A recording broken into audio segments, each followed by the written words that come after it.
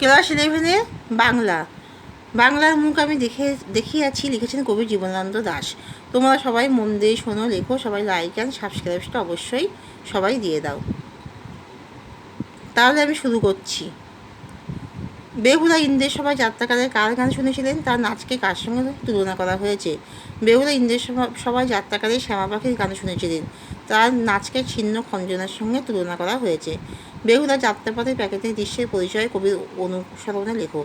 বেহুলা তার মৃত স্বামীকে নিয়ে কলা গাছের ভেলায় করে গাঙুরের জলে ভেসে চলার সময় কৃষ্ণা দ্বাদশীর মরা জ্যোৎস্নায় নদীর চড়ায় সোনালি ধানসহ অসংখ্য অশ্বত্থ বট প্রভৃতি বৃক্ষ দেখেছিলেন। এমনকি ইন্দ্রের সময় নৃত্য প্রদর্শন করার সময় শ্যামার নরম গান শুনেছিলেন। সে সময় বাংলার নদীর মাঠ ভাটফুল তার পায়ে ঘুঙুরের আওয়াজ তুলেছিল। গাঙুরের জলে ভেসে চলার সময় অন্ধকার ভেদ করে বাংলার অপরূপ প্রাকৃতিক দৃশ্যরাজি বেহুলার চোখে ধরা পড়েছিল বলে কবি কল্পনা করেছেন। বাংলার মুখ আমি দেখিয়াছি, তাই পৃথিবীর রূপ খুঁজিতে যাই না আর। এর অর্থ ব্যাখ্যা করো। অন্তর্নিহিত অর্থ ব্যাখ্যা করো। আলোচ্য কবিতাংশটি কবি জীবনানন্দ দাশের রূপসী বাংলা নামক কাব্যগ্রন্থ থেকে নেওয়া হয়েছে। আমি দেখিয়াছি শীর্ষ কবিতা থেকে নেওয়া হয়েছে। বাংলার মুখ আমি দেখিয়াছি কবিতা থেকে নেওয়া হয়েছে।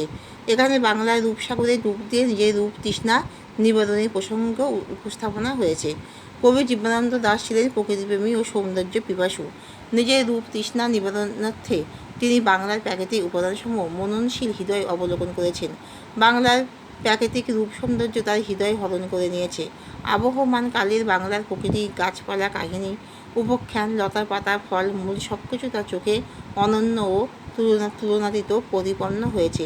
বাংলা রূপসাগরে ডুব দিয়ে তিনি এতটাই তৃপ্ত হয়েছেন যে রূপের সন্ধানে বাংলা ছেড়ে পৃথিবীর অন্যত্র বিচরণ করতে তার প্রয়োজন নেই। পৃথিবীর রূপ বৈচিত্র্য সম্বন্ধে তিনি যথার্থভাবেই সচেতন।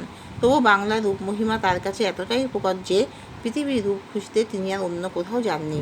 বাংলায় তার কাছে পৃথিবীর সমুদায় রূপের আধার হিসেবে প্রতিপন্ন হয়েছে। অন্ধকারে জেগে উঠে কবি কী দেখেছিলেন? কবি অন্ধকারে জেগে উঠে দেখেছিলেন ডুমুরের গাছে ছায়ার মতো বড় পাতার নিচে ভোরের দোয়েল পাখি বসে আছে। চারিদিকে জাম, বট, কাঁঠাল, হিজল, অশ্বত্থ গাছের পাতার স্তূপ। এদের ছায়া পড়েছে ফণি মনসা ও সতী বোনের মতো গুল্মের ওপর। কবির অনুসরণে বাংলার গাছগাছালি বর্ণনা দাও।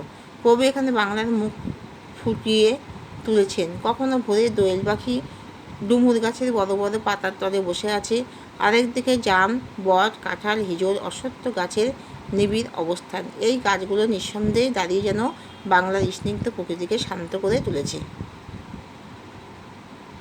বেহুলা যাত্রাপথে প্রাকৃতিক দৃশ্যের পরিচয় কবির অনুসরণে লেখো।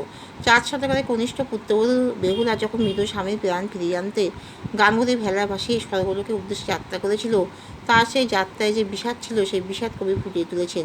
কৃষ্ণা দ্বাদশীর জ্যোৎস্না যখন মরিয়া গেছে নদীর চড়ায়, এহ একটি পংক্তির মাধ্যমে তার সেই যাত্রায় বাংলার অপরূপ রূপের অন্তরালে এক বিষাদের বা হৃদয় ভাঙা কান্নার ফল্গু ধারায় মিলে মিশে একাকার হয়ে উঠেছে কবির কল্পনায়।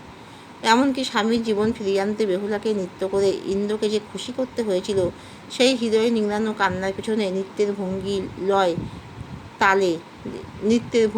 লয় তালে যেন বাংলারই অপরূপ সৌন্দর্য। নদী, মাঠ, ভাটফুল তার পায়ে ঘুঙুরের কান্না রোল হয়ে বেজে উঠেছিল। এখানে শেষ করছি।